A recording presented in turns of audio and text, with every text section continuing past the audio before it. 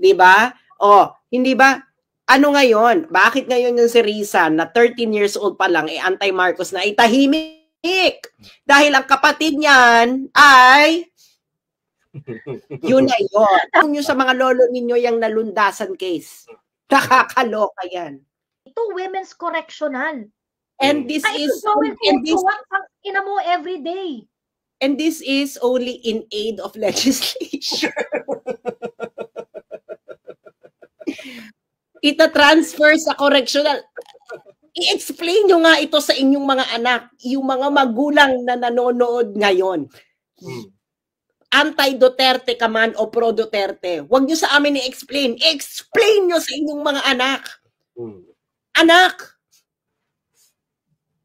tama na i-transfer ka sa correctional in aid of legislation. Sige nga. Doon na nila pwedeng gawin yung hocus-pocus nila na pategi. Kung ayaw mong mategi, nandiyan ang mga titegi sa'yo. Saan ba sila kumukuha ng tumitegi? Mga preso po ang mga hired. Nagigets ninyo? Mga preso ang mga hired. Magpapalabas nila yung preso, tapos yung preso papategi nila. Ganun di ba ang ginawa kay Percy Lapid? Right. Di ba? Alam nyo na ngayon kung sino ang may modus na ganon. Hindi yan si Bantag. No, hindi yan si Bantag. Nasabi ko na sa inyo. Balikan ninyo mga tinitira ni Percy Lapid noon at ang niya before siya mategi. Anyway, ito ay nangyari na ito nung panahon ng tatay. Yung mga ganyang tip, yung mga sa gabi, uhulihin. Diba? Alam mo ba yung kay Laila de Lima, nung na-issuean siya ng warrant of arrest, ang sabi niya noon, pwede bang mabisita ko muna yung mga anak ko? Hindi ba nakauwi muna siya sa pamilya niya, na ganun siya. Tapos, siya kinulong sa krame, na kung hindi sa regular jail. Do you see the difference?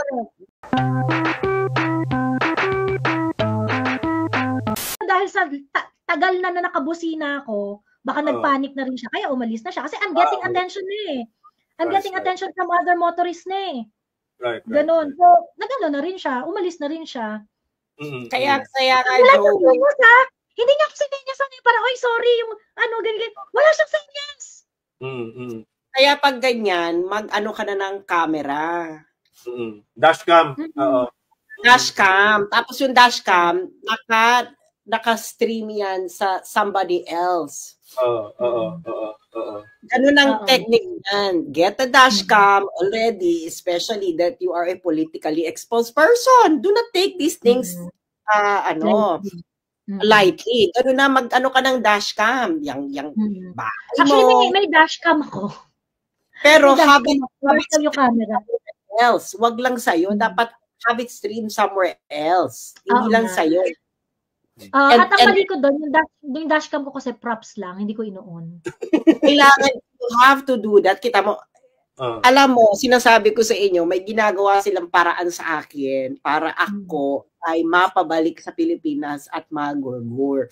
Pero pero I'm on top of it. Don't worry, I'm on top of it. And ayun nga, I'm on top of everything. Pero may ginagawa sila, may nakarating sa akin eh. Diba? And it is true and 100% true. Pero ang sinasabi ko nga, hindi sila magtatagumpay. Okay? They would have to go through a lot of things in order for them to actually gurgur me physically. Nagawa na nila eh. Ginawa na nila sa page ko. Can you imagine yung page ko? Napabagsak nila. Pina-Bangladesh. Do you understand? Bangladesh ang tumira. Tapos yung Facebook, ni-reinstate niya na. In-email ako ng Facebook, ni-reinstate niya na raw ang Facebook ko. But until now, my Facebook page has not been reinstated. Nakita niyo na kung gaano to kagarap ang mga to. Okay? So, kaya, ang sinasabi ko sa inyo, you have to be extra careful. Hindi ba? Okay lang na maging matapang, pero pwede ka naman maging matapang na hindi ka maging tanga. Hindi ba? Oo. Pwede naman maging maingat. Pwede ka maging matapang. Pagiging maingat at matapang ay hindi po ito contradictory positions. Okay? Correct. But the thing is, sinasabi ko na sa inyo, lahat ginugurgur na. Lahat. Okay? Yes, lahat. lahat ng balakid sa kanila. 'Di ba? So ngayon, itong mga to hindi ito titigil. Okay? Dahil nabili na nila yung kabila. Mainstream media at yung mga vloggers ng Yellow Pinks. Totoo yan. Okay? Wala na ngayon. Nasolve na nila yung problema nila dun sa kabila. Ito na lang ang hindi nila nasosolve. Siguro yung iba, nabili na, tinakot. Pag ayaw mo magpabili, tatakutin ka. Yaan ang kanilang strategy. As simple as that. Ngayon, hindi nila tumasolve. Hindi nila masolve si Joey, hindi nila masolve si Evie. Ewan na lang, no? Pag bumaliktad din si Evie, alam nyo na, nabili na yan. Pangin na musas. Or tinakot. Dalawa yan, tinakot. Tinakot. Alam na nilang meron 3 daughters si Kuyang Evie and all of them are girls. Well, I have 3 guns. Maybe I should buy a 4th gun. May tinakot, kaya bumaliktad. Yun. Tinakot. Okay? Meron. Yan ang strategy and taktika. Pero, syempre, hindi ka lang pure tatakutin. Sasabihin sa yon, ganito. Gaganitin ka namin. Pero kung tumigil ka, bibigyan ka naman namin ng ganito. That's what you call a sweetener. No? You cannot just give a threat. Ngayon, may mga hindi natakot. Hindi ka natatakot may hindi nabili. Hindi ka nabibili Anong susunod? Elimination. Lalo na itong mga to. My God, nasa dugo na nila yan mula sa lolo against kay nalundasan. Di ba? Akala mo magbabago, hindi na magbabago yan. Okay? Ang kailangan na lang magbago ay Pilipinas at ilibing na natin doon sa libingan ng mga bayani ang episode na ito dahil hindi na they will never change, they don't want to change. Yan na ang nakagisnan nila nang lumalaki sila at yan na ang kanilang mangyayari sa buong buhay nila. Okay? So, wala na yan. Kaya kayo mag-ingat kayo dahil ganyan ang ginagawa nila mula sa lolo against kay nalundasan. Hanggang ngayon, ganun pa rin sila. Tanong nyo sa mga lolo ninyo yung nalundasan case. Nakakaloka yan. Ito, women's correctional. And this is every day. And this is only in aid of legislation. Ita-transfer sa correctional. I-explain nyo nga ito sa inyong mga anak, yung mga magulang na nanonood ngayon. Anti-Duterte ka man o pro-Duterte, huwag nyo sa amin i-explain. I-explain nyo sa inyong mga anak. Anak, tama na i-transfer ka sa correctional in aid of legislation. Sige nga. Sige nga.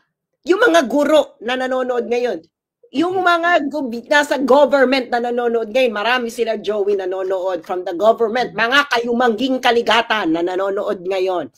Ipaliwanag ninyo sa mga anak ninyo na tama na ilipat ang isang tao sa isang preso ng convicted criminals in aid of legislation. Pag na i-inculcate nyo yan sa inyong mga anak ninyo kung naniniwala kayo dyan. Yan ang challenge sa inyo. Ngayon, kung hindi kayo naniniwala doon, bakit kayo nananahimik ngayon? Correct. Ako yun lang ang pamantayan ko sa buhay No? Kung may hypothetical akong magiging anak, lahat ng sasabihin ko ngayon, these are the same things that I will tell my children if ever I would have one, or my students or whatever. No? Because this is a question of who you are as a person and your values. Pag sinabi ko na yung mga drug pusher dapat tigihin yan, I will stand by it. No? Why would you keep them alive? No? If they would like to get to prison, go to prison. Ngayon, kung ikaw nag-resist ka, siyempre, tigihin ka na. Diba? Ano ka? Ikaw pa may karapatan ikaw nang nangawasak ng buhay ng mga tao? Tama. Correct. And so, ilang beses, I think 3 times, no, that Attorney Zuleyca has to put a barricade in her room. Yung bed. Inday Sara has to stand as a lawyer of Attorney Soleika. And there's another lawyer yata working outside of the room. But Inday Sara has to be inside with Attorney Soleika, consoling the unconsolable Attorney Soleika, who's having a mental breakdown of all the things that she is getting from that day, from that week. At pagkatapos nito, nakaantabay yung we were there. I was there in in Batasan. And doon sa detention facility ng HOR, I don't know the politically correct term, pero that is detention. They deprive people of liberty anyway. So I call that detention facility of HOR. Okay? The sergeant at arms were there since we arrived around, I think mga 11 yata, yung second namin na balik sa HOR. Nandun sila, naka-live ako, nakatutok ang camera ko dito sa mga sergeant at arms na to, sa labas ng facility ng HOR. And they were there, I think, until 3 a.m. We left the vicinity around 4 a.m. Either nandun kami sa North Gate or nandun kami sa South Gate ng House of Representatives. And gusto ko rin magpasalamat pala, may mga dumaan din doon na they didn't stay very long, pero may mga dumaan rin na who are actually telling us that they are very very supportive of Inday Sara and Attorney Soleika, and they do not agree with what is going on, ganyan. Mga ilan lang yan. Actually, sabi ko nga, my goal in going to Batasan Friday night was really just to invite everyone to come and join any show of support to Inday Sara and to Attorney Soleika, simply because if they are doing these things to Inday Sara, the second highest official of the land, voted by 32 million Filipinos, and to Attorney Soleika, her chief of staff, they can do it to each and every one of you. Actually, yung mga yellow at kakampigs na nagdidiwa ngayon, hindi ba kayo kinakabahan? Yun. Ilan lang kayo? Ilan lang bumoto sa inyo? 15 million. This is 32 million. If they can do this to an official with a 32 million mandate, paano pa kayong 16 million lang ang mandate ninyo? Kasi nagdidiwa nga sila eh. This is what you call shock and awe.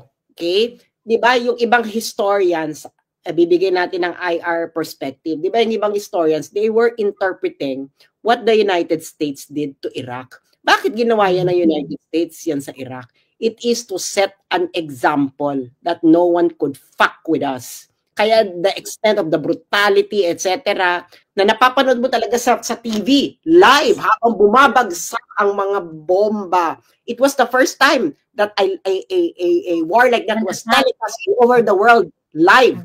And it was part of the strategy. Part of the strategy yon to broadcast it worldwide. Yeah. It's part of the strategy kasi to show the immensity of the power of the United States. The United States. Yan ang ginagawa ngayon ni Bongbong Marcos Araneta Romualdez forces. They are showing, not to ordinary Filipinos actually, they are showing to all political groups. No? Kaya namin. Can you see? We are taking down. Correct. Someone voted with a 32 million. Kayo pa. Kaya yung mga kakamping mag-isip-isip na kayo dahil yung mga leaders ninyo, yung mga elite leaders ninyo, nakikipagsabwatan dito. Do you really think yung pakikipagsabwatan nila dyan, yung pakikipag-alliance nila dyan ay hindi mauuwi sa nangyari sa mga Duterte, katulad sa mga nangyari sa mga Duterte? You must be living under a rock, or you must be thinking that you are the chosen people of God, that you would be exempted from the monstrosity of Marcos Araneta Romualdez. Mag-isip na kayo. I don't care if you support the Dutertes or not. You must be thinking right now of the accumulation of power of Marcos Araneta Romualdez. Correct. And this is when the Duterte supporters are very, very different from any political groups or political support base. This is when the Duterte supporters are very, very different doon sa mga pink, mga yellow, mga at the end of the day, our politics is hinged on rights. Okay? Yung mga karapatan natin. Our politics is hinged on public service. Okay? Hindi mangingimi ang mga taong kagaya na, of course, we have our biases. At never namin tinago yan. But we can see things that should be applied to everyone, not only to the Duterte supporters. We see things that will that will impact kung ano yung magiging takbo ng bayan for years and years to come. Okay? In fact, kami ang dinidemand nga namin sa mga Duterte at sa mga decisions nila, yung decision na magiging pundasyon ng bansa. Yung mga desisyon na lahat tayo makikinabang. Yung pag-follow sa batas. Nung panahon ni PRRD, meron ba tayong ganito kagaya ng example kanina ni Sas, no? How Leila de Lima was treated? Nung kinasuhan si Leila de Lima, how was she treated? Ang inaano ko sa inyo, kung ano ang integridad ng isang leader. Di ba? Paano niya tinatrato yung kaaway niya? Correct. Di ba? Tingnan nyo ngayon, no? Kausapin nyo yung mga kakamping na nanonood dito. Tanungin nyo ang mga sarili nyo, bakit ang mga vloggers ito at mga leaders ninyo hindi sinasabi na gusto ng mga Marcos na bawiin ang kanilang tinatawag ninyong ill-gotten wealth for 30 years? Ba't hindi nila sinasabi sa inyo? Hindi ba yan ang pinaglalaban nila? Ng mga yellows, mabawi ng Pilipinas ang ill-gotten wealth? True. Ngayon tahimik na sila. Ngayon tahimik na yung mga leaders ninyo at mga vloggers ninyo na ginagamit ngayon ang posisyon na ito para mabawi ang kanilang ill-gotten wealth. You don't really, you are not hindi kayo hindi kayo nangangamba, hindi you're not thinking straight, no? I don't care if you for Duterte or not. Wala akong pakialam. But look at what's going on in the country right now. Ano ang nangyayari ngayon sa PCGG? Di ba? Hindi ba? Ano ngayon? Bakit ngayon yung si Risa na 13 years old pa lang anti-Marcos na itahimik? Dahil ang kapatid niyan ay yun na yun. The irony, no, of it all. And so talaga kaya naman I think talagang bumaligtad talaga yung sikmura ng maraming tao sa nangyaring yan sa pangyayaring yan. Parang talaga ba yun si Castro pa na kidnapper ng mga anak ng mga IP natin? Siya pa talaga ang magsa-cite ng contempt dito kay Attorney Solicat. No, anyway, Inday went Thursday sa HOR around 7:38 p.m. She wanted to join Attorney Zuleika dun sa kanyang detention at samahan si Attorney Zuleika during the entire period that they wanted to keep her inside HOR. Okay, and this is when everything went south for HOR. Dahil so may mga sulatan pang nangyari, no? Kasi ayaw nilang payagan si Inday na samahan si Attorney Zuleika sa detention facility sa HOR dahil hindi naman daw siya subject ng contempt, mga ganong-ganong etyo. So sabi niya, okay, so sasamahan na lang daw niya doon sa HOR mismo. So wala raw siyang business to stay there. So ngayon, binigyan siya ng authorization ng kanyang kapatid na miyembro ng 19th Congress na magstay sa kanyang opisina sa HOR complex, sa Batasan complex.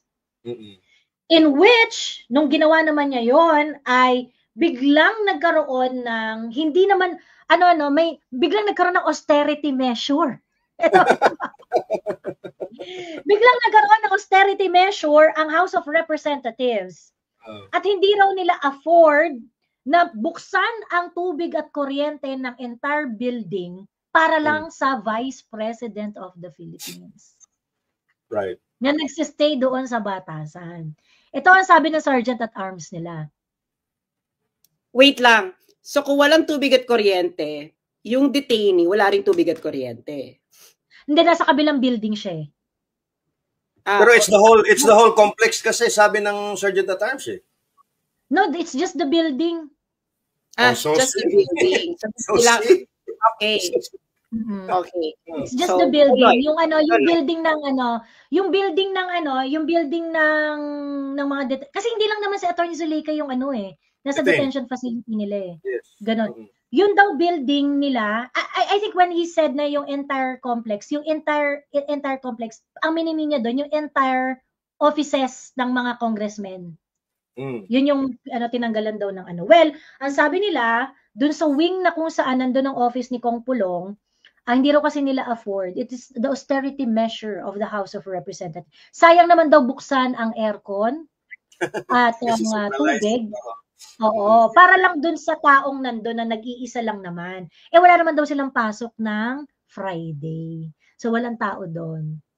So, sayang naman daw nabubuksan ng kuryente para sa Vice President of the Philippines. Ayan. Isang kwarto lang naman yun Isang kwarto. They can just turn off every room and then leave those rooms lighted. May mga sub-circuits. Pero gusto ko yung austerity measures na linya, Joey. Kasi isang araw, gumastos ka kayo ng 20 million pesos para lang sa pagkain. Sa Sona. Tapos, ikalawa, sandabakmak ang mga ipinamumudmud ninyong ayuda. Lahat kayo nagpapamudmod. Ikatlo, yung mga contractor congressmen, bonggang-bongga. Tapos ngayon pa kayo nakaisip na meron kayong austerity measure? Ang sarap pagbabato ka nito mga putang inang to alam nyo, dapat yung austerity measure, ban yan sa mga congressman ng 19th Congress. Parang kapal na mukha nyo magamit-gamit ng word na austerity measure. Fuck yun! Diba? Nakakapanginig ng laman, as in. Grabe, no? Nakakapanginig ng laman. Ayun. Kuyang, Friday night, andun na si Inday. So, yun na nga, Friday daytime nung Friday. Napabalita na yung back and forth ng letter, nag-press con din sila Joel Chua at saka yung Sergeant at Arms, ganyan. Alam mo, mapapansin mo sa body language ni Joel Chua, hindi na siya confident Hindi na siya confident sa ginagawa niya. And even the Sergeant at Arms. But before that press con, Joey, that press con was only made hastily because it circulated now on social media that the VP was there, who spent the night, pero pinatayan nga ng ilaw. Kaya biglaan sila nagpa-press con. 'Di ba? True. And tawag dito, at saka si Inday kasi parang na siya talagang, kasi 'di ba, after ma-contempt ni Attorney Zuleika, questions circulated na, anong gagawin ni Inday? Sabi niya, sasamahan niya si Attorney Zuleika or yung kahit sino mang taong mako-contempt na sasamahan niya, ganyan. Little did we know na kasi that was Friday. Marami pang hindi nakakaalam na nandun na pala si Inday Thursday pa lang. Nandun na siya. Nalaman ng tao na nandun si Inday Friday na ng umaga I think ang mga unang nagpost si Jason Sa and Mark Lopez. Posted about it na mga around 7 a.m., 8 a.m. Tama. Ganon, nasilayan daw si Inday sa HOR facility. So kumbaga parang hindi kahit yung Office of the Vice President, makita mo doon na they are not really very keen on exposing it publicly na nandun si Inday. Kaya makasabihin nagpapa-victim, nagsisik ng sympathy. So okay na rin 'yon na hindi nila pinablish. And then, okay, eto na. So, there were back and forth with Inday and the House of Representatives. At yun na nga, sinabi na nga ni Inday na nagpa-press con siya nung gabi ng I think mga around 7 or 6 yata. Yun yung Zoom meeting na inatinan mo, Kuya EB. Yes. Friday evening. Friday evening. But earlier pa yun 'di ba? Earlier that evening. Ang tawag dito, sinabi nga niya na nandun siya pagkatapos yung hindi sila binigyan ng kuryente at saka ng tubig. Tapos sasabi niya, okay lang, yung tubig naman magagawa ng paraan. Pagkatapos, basta i-allow lang daw siya magdala ng generator. But even the generator, they didn't want it to be brought inside. Ganon. Talagang ginigipit talaga. So very, very obvious talaga itong ginagawa ng House of Representative na panggigipit.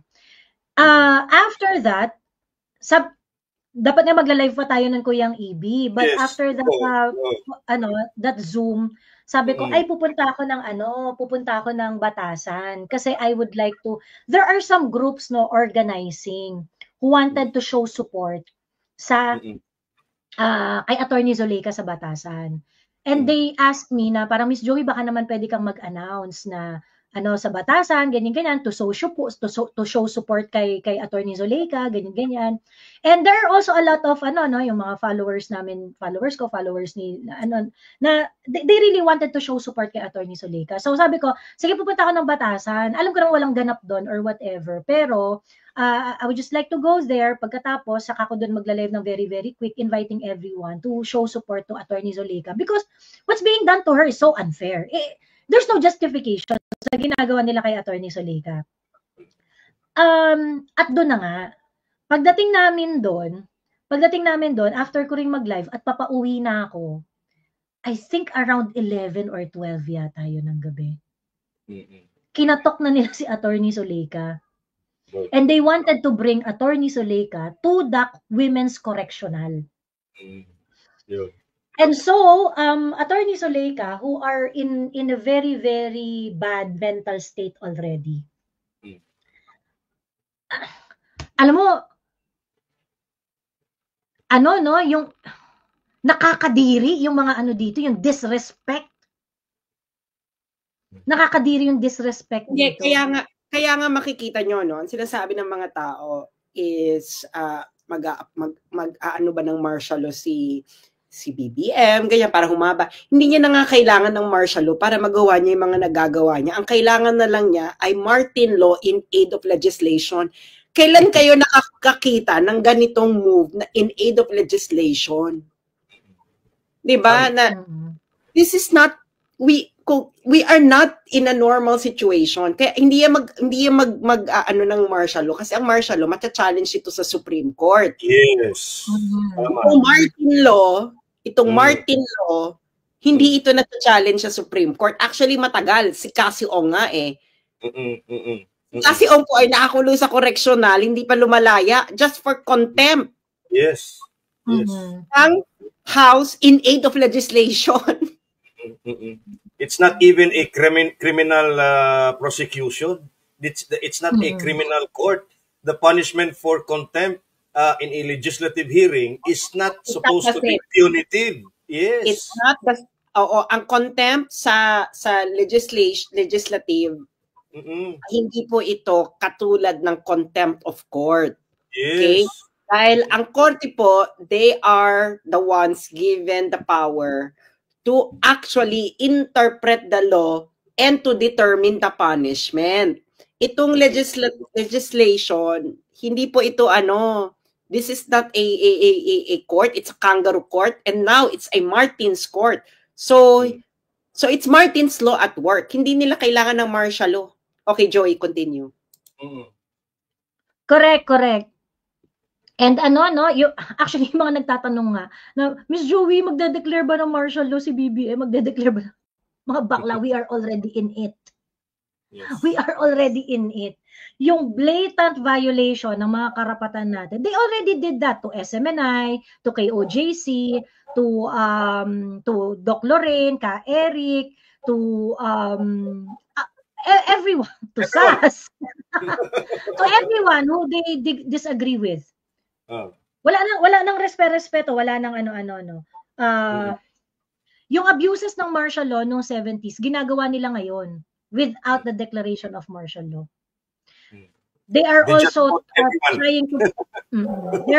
trying to punish businessmen. Okay? Honest businessmen, they're also trying to punish them, mga malalaki at saka mga medium-sized na mga businesses, na mga enterprise. They're also trying to, up their tax collection several notches and use it as a leverage para pahirapan yung mga business people natin. Tama. That, I think, is the most potent example ng martial law. At ang pinapahirapan nila, yung mga maliliit, yung kompetensya ng mga kabarkada nila. Nagigets yun na.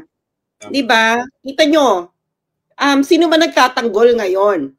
Kay Mar. Ang ibig sabihin ko po na Marcos Araneta Romualdez. Tawag po na kay Mar. Puwersa ni Mar. Okay? Marcos Araneta Romualdez. Everybody, Mar. M.A. Marcos Araneta Romualdez. Okay?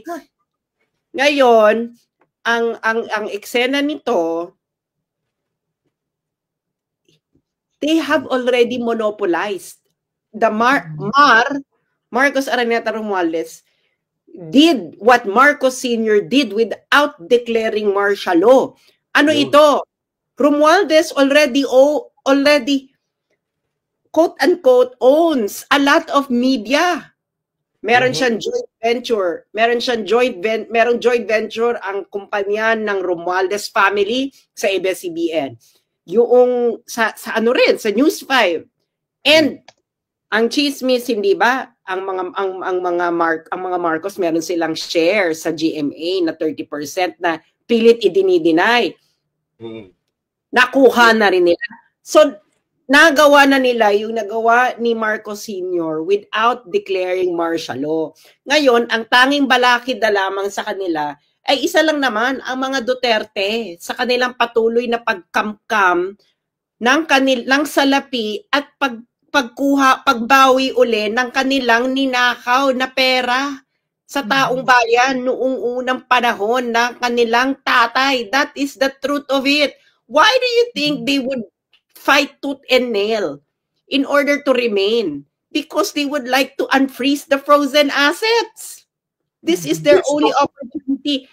They will gurgur for this. Okay? They will gurgur for this because the money that they would like to be back is humongous. Okay? Humongous. It's about 4 billion, 64 billion. USD. About 64 billion US dollars. Yes, legit po na may... Ano ba? It's legit na meron silang frozen assets sa ibang bansa. That's why... America at iba pang NATO countries, sa United States, Switzerland, Belgium. That is concrete. Si Imelda na mismo umamin yan before. Ano ba?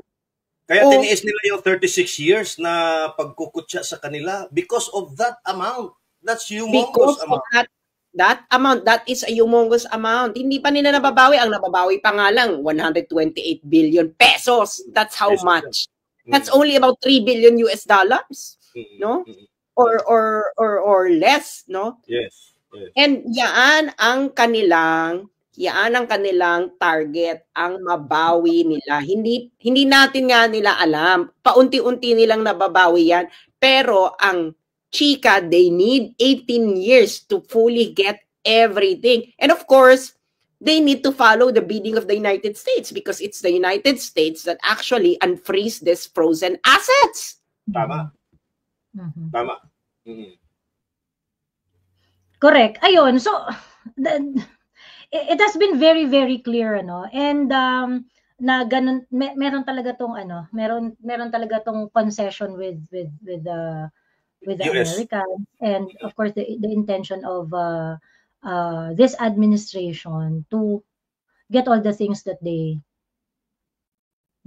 stole.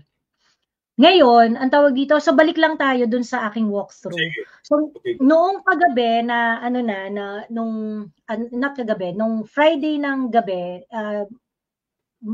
yung hating gabi ng Friday. So, nagdi-dinner na kayo sana, di ba, Joey? Nag-dinner kayo, di ba, nag-dinner na kayo at pauwi na sana kayo. Oo, akala namin okay na, pauwi na kami.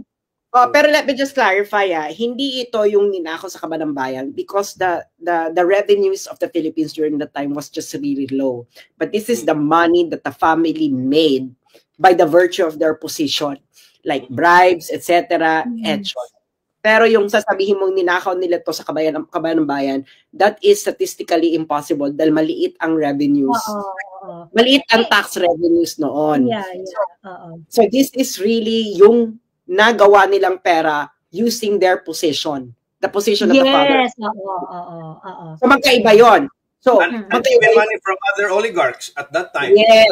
Yes, yung share nila dun sa mga kumpanya ng mga cronies nila because they gave the company. So lilinawin ko lang yan ha.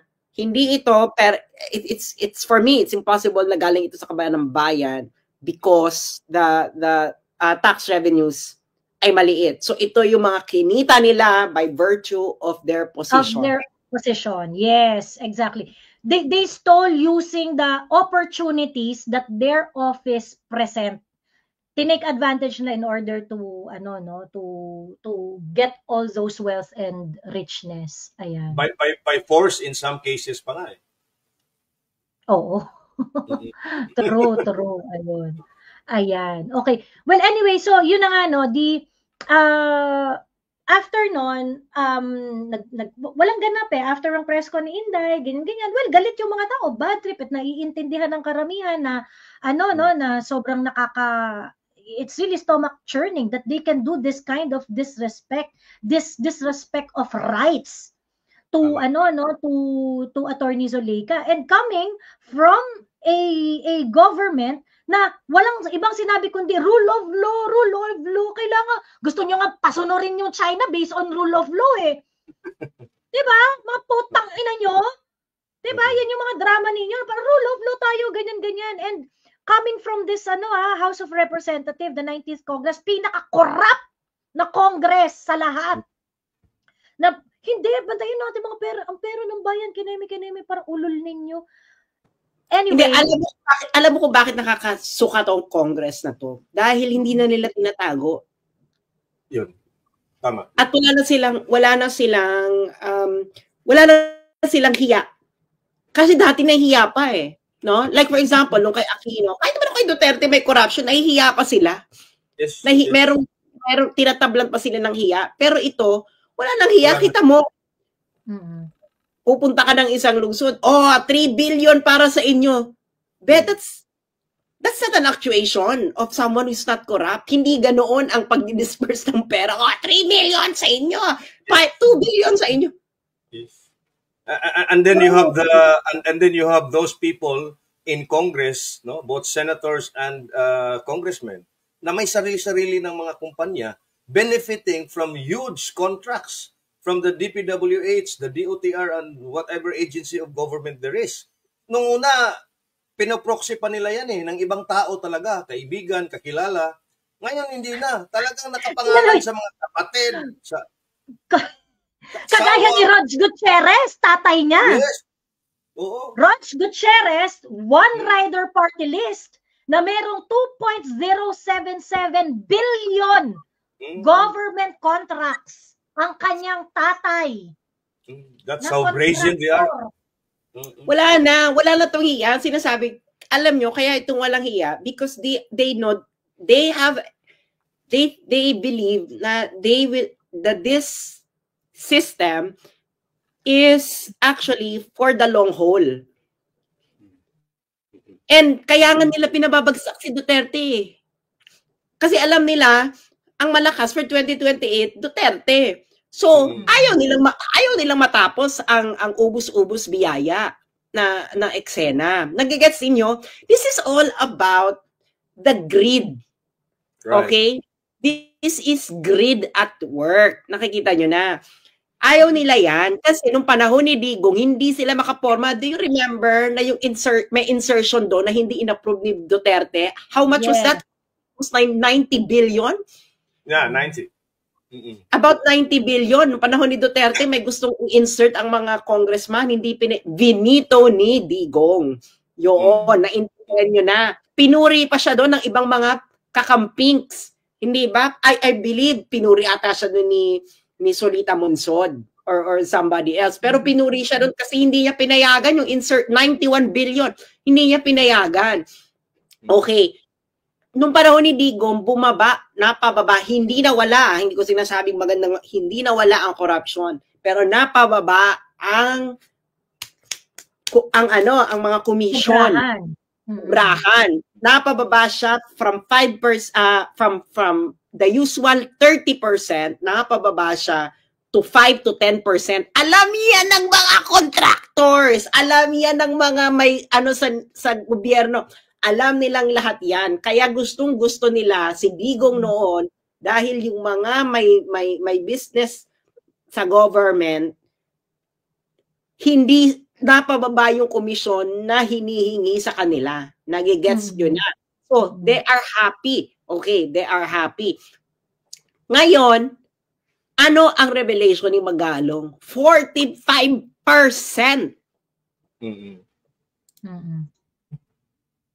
Right. True. Ayan. Kuya, and some are even 50% or even more, ha? Pero yung ano diyan, ang nakakalula diyan ay yung ghost project talaga.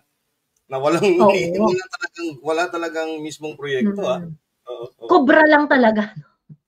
Kubra lang talaga. Dati, pinapadaan pa nila sa mga taong katulad ni Napoles. Ngayon, hindi na. Sila na Rekto na. Rekta na. Wala nang ano-ano. Correct. Ayan. Ayan. So, anyway, di yun nga, midnight ng Friday, kinakatok na si Attorney Zolica ng mga ng Sergeant at Arms ng House of Representatives because they wanted to take her to Women's Correctional. Okay? And so si Attorney Zolica naiiyak sa galit, talagang it was so unacceptable. Yun tayo nga hindi tayo yung dadalhin sa correctional. Galit na galit tayo eh. Imagine sa kanya, karapatan niya, rights niya. This woman na miyembro ng ating IP, at alam naman natin ang danas ng mga IP dito sa bansang to. 'Di ba? Peripheralize buong buhay ng mga 'yan, pinaglalaban nilang karapatan nila. And nandito na sila, these people are already up there. Yung katulad ni Attorney Zolica na IP, abogado, prominente, and yet makaka-experience pa rin ng ganyang klaseng disrespect. Kaya sa totoo lang ako, I can understand yung breakdown na yan ni Attorney Zolica. You are an IP. Buong buhay mo discriminated ka. Buong buhay mo tinataasan ka ng kilay. Tapos you are already a lawyer. You've served your country already. Ang dami mo nang na-achieve. Nandun ka na sa tugatog. And your rights is still going to be disrespected like that? Sino hindi mababaliw sa galit dyan? Diba? And not only that, Joey, they did it insidiously under the dead of the night. Imagine serving an order transferring you to a BJMP-run facility only for convicted criminals in the middle of the night. At doon na nila pwedeng gawin yung hocus-pocus nila na pategi. Kung ayaw mong mategi, nandiyan ang mga titegi sa'yo. Saan ba sila kumukuha ng tumitegi? Mga preso po ang mga hired. Nagigets ninyo? Mga preso ang mga hired. Magpapalabas nila yung preso, tapos yung preso papategi nila. Ganun di ba ang ginawa kay Percy Lapid? Right. Di ba? Alam nyo na ngayon kung sino ang may modus na ganon. Hindi yan si Bantag. Hindi yan si Bantag. Nasabi ko na sa inyo. Balikan ninyo mga tinitira ni Percy Lapid noon at ano niya before siya mategi. Anyway,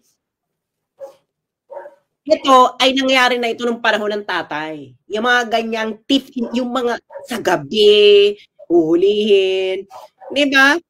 Alam mo ba yung kay Laila de Lima, nung na-issuean siya ng warrant of arrest, ang sabi niya noon, pwede bang mabisita ko muna yung mga anak ko? Hindi ba nakauwi muna siya sa pamilya niya, na ganun siya. Tapos, siya kinulong sa krame, na hindi sa regular jail.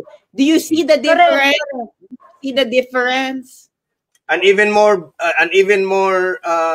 and even more insulting, De Lima was charged with criminal offenses. Attorney Lopez is just being cited for contempt. Diba? Oo. So, ganon. Correct. Hindi criminal yung issue kay Attorney Zuleyka. Anyway, and so mind you, Joey, mga kababayan, SAS, no? The contempt citation ends tomorrow. Correct. So why the need? Why the need to transfer her to the Women's Correctional? If not to intimidate everyone, including the VP. Kaya it's very clear, no, that they wanted to put Attorney Zuleyka somewhere where Inday Sara cannot be there. Diba? Kasi alam nila hindi naman po pwedeng pumasok doon si sa Women's Correctional, mag-spend ng night si Inday Sara sa Women's Correctional. You know, it's really very scary sa part ni Attorney Zuleyka kasi talagang napapatayin siya diyan eh. Kung hindi ibibigay ni Attorney Zuleyka whatever they wanted from her, kung ano man yun. And I'm pretty sure isa sa pinaka-nervyos nila dyan is Attorney Zuleyka went to the US. And they're probably speculating na baka kinuha niya yung records kinemi. Ito naman mga tanga na to. Tingin niyo ba kailangan pa pumunta ni Attorney Zuleyka ng US para makuha yung records? Pero, kaya tinarget yan si Attorney Zuleyka, galing siya ng US. So, may gusto silang i-extract. This is torture. Yung ginawa nila kay Zuleyka is torture. The violation of anti-torture law. Nagigas yung, di ba kinuha pa yung mga cellphones? You cannot do that. Tama doon si Sara. That's robbery. You cannot deprive someone of property, liberty, property, life, liberty, and property. Liberty without due process of law. So bakit yun ninakaw yung mga cellphone nila? That's not allowed. That's not allowed. Nakikita nyo na lahat ng ginagawa nila ay meron silang gustong i-extract na information kay Zuleyka. And I believe they think that Zuleyka got something from the United States. Yaan ang totoo dyan. Diba? Ito naman, kaya ito nangyayari sa atin ngayon, this is now a collusion. No, collusion, ibig sabihin kampihan, nagkakampihan na ang puwersa nila Franz Castro, Martin Romualdez, at Marcos. Dahil iisa lang ang gusto nila, mapabagsak ang mga Duterte. Itong sa mga CPP, NPA, kaya nila gustong gawin yan, that's retaliation. Dahil kinalbo ng mga Duterte ang puwersa ng CPP, NPA. Lalo na ito si Sara, na talaga, hindi talaga siya napakiusapan sa pakibato. Tama. Mabuti pa nga si Digong daw, sabi nila, Joey, no, SAS, mabuti pa nga daw si Digong napapakiusapan ng mga left, no? Pero itong si Inday talagang wala talaga, no compromise. No compromise talaga. When it comes to the communist. Zero tolerance talaga si Inday sa PPP. Zero tolerance si Inday. Kaya nag-zero tolerance yan si Inday. Kasi, sabi sa amin ni Digong, nung nandun kami sa RJ Bistro, itong mga NPA, meron silang tinegi na nag-alaga kay Sara nung bata hanggang lumaki. So talagang parang second parent ni Sara. Parang ano niyo. So parang it's personal talaga, no? Yes, tinegi. Tapos sabi daw ni Sara, gusto ko makita. Ayaw ni Dio, wag na, ganyan. Hindi, gusto ko. Pumunta siya. Nakita ni Sara kung anong ginawa. And from that moment, Sara made her choice. Ubusin niyang mga yan. Nagets yun na. And Digong as well. Bakit si Digong ganyan sa Drogay? Dahil yan, ang nagskwento nito sa amin ay sino yung spokesperson niya dati? Si Ernie Abella. Ernie Abella. Nung mayor dati yan si Digong sa Davao, matagal na. Bago pa yan nag-berserk diyan sa Drogay nung 90s. May lumapit kay Digong tatay. Mayor. yung anak kong lalaki, adik at ginagahasa ang anak kong babae at merong patalim. So, lumusob ang mga pulis dun sa bahay kasama si Digong. Sinabi ni Digong, and this was a very painful decision for Digong. Sabi ni Digong sa tatay, hindi namin maaano ang anak mong adik na hindi madadama yung anak mong babae. So the crime was going on. So patapusin na lang. At pagkatapos din na namin anuhin. So the father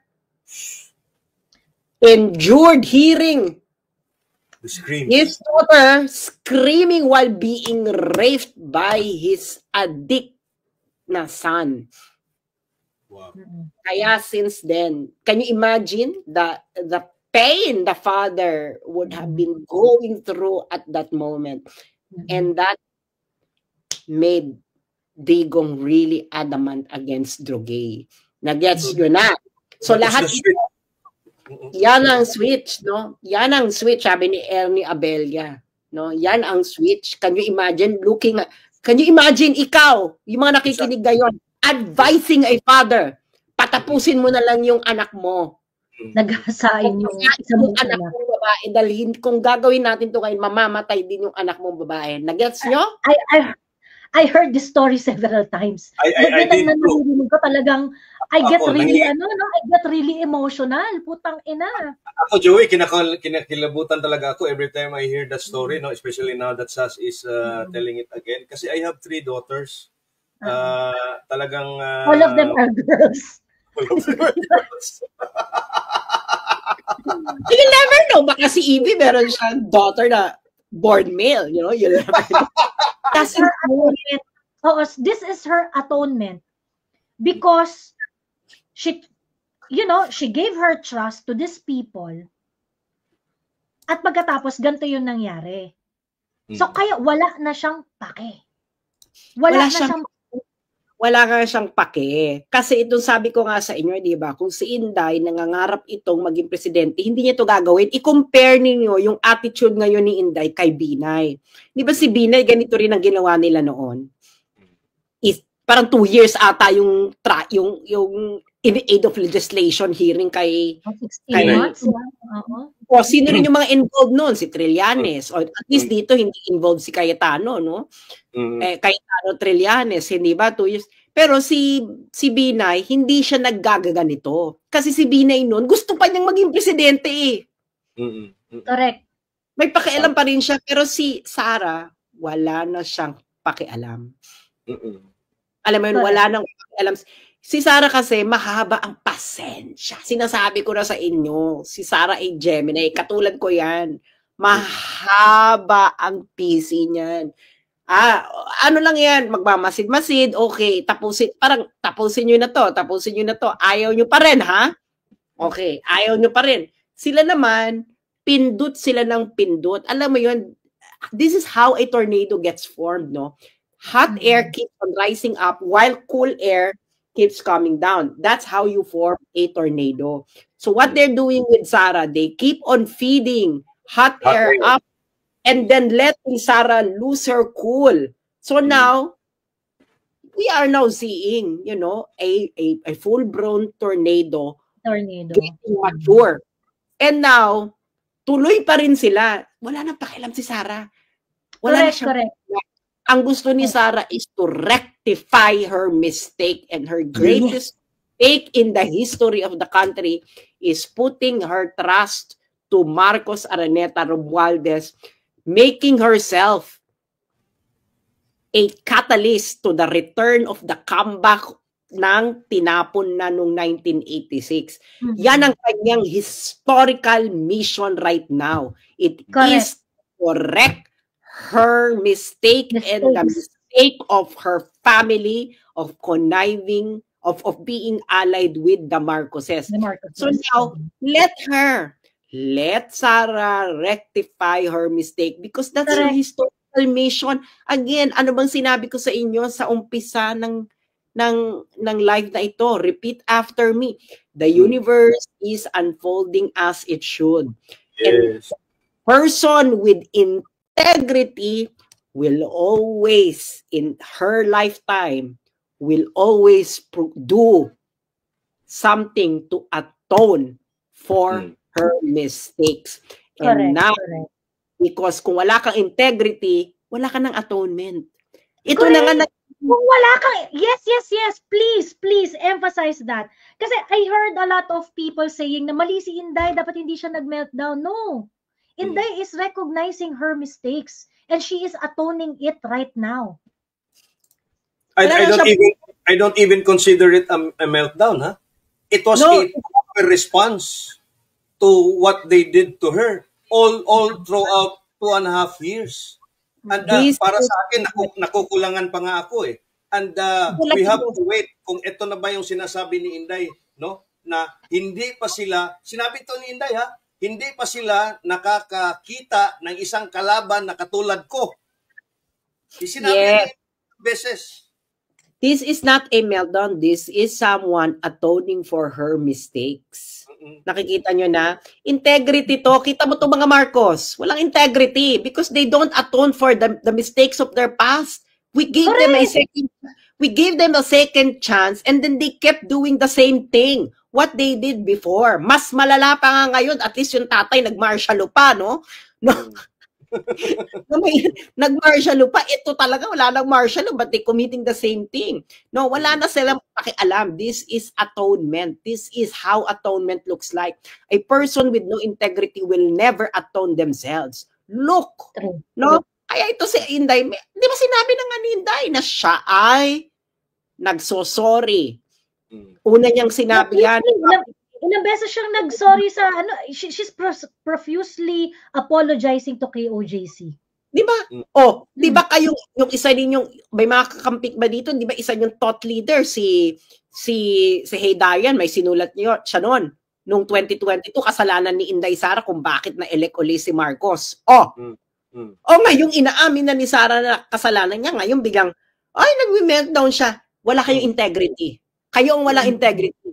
No, ngayong ina-atone niya na ang kanyang mistake, nagpo-pursue na siya ng atonement and rectification, galit ngayon kayo sa kanya, kayong mga kakamping. Siraulo ba kayo? Diba? Siraulo ba kayo? Kayo, you have to examine your conscience and your integrity. Wala kayong consistency sa mga pinagsasabi niyo, kaya walang naniniwala sa inyo eh.